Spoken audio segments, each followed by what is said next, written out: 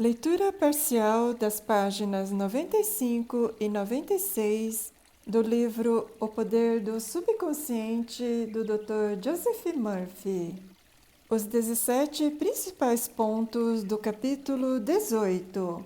Como o seu subconsciente remove os obstáculos mentais. Número 1.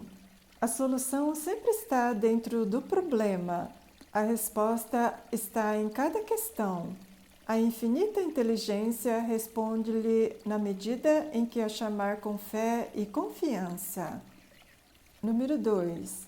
O hábito é a função do seu subconsciente, numa prova maior do poder maravilhoso do seu subconsciente que a força e o domínio que o hábito exerce em sua vida. Você é uma criatura de hábitos. Número 3. Você forma padrões de hábito em seu subconsciente ao repetir inúmeras vezes um pensamento ou uma ação. É fixá-lo no subconsciente e torná-lo automático. É assim que se aprende a nadar, dançar, bater a máquina, andar, dirigir automóvel, etc. Número 4. Você tem a liberdade de escolher. Você pode escolher um bom hábito ou um mau hábito. A oração é um bom hábito. Número 5. Qualquer imagem mental sustentada pela fé que você mantiver em seu consciente será tornada realidade pelo subconsciente. Número 6. O único obstáculo ao seu sucesso e à realização é o seu próprio pensamento ou imagem mental. Número 7.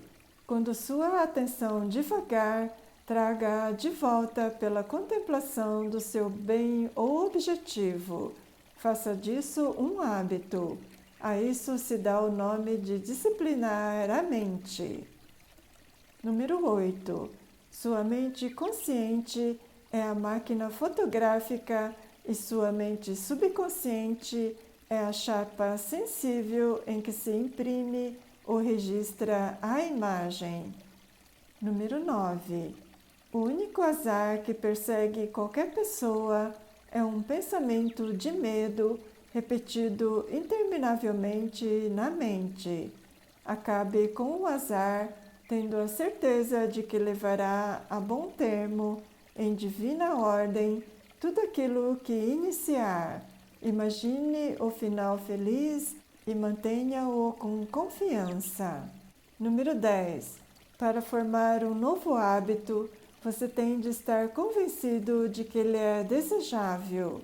Quando seu desejo de abandonar o mau hábito é maior do que o de continuá-lo, você está 51% curado. Número 11. As afirmações dos outros não podem feri-lo, a não ser através dos seus próprios pensamentos e com a sua participação mental. Identifique-se com o seu objetivo, que é paz, harmonia e alegria.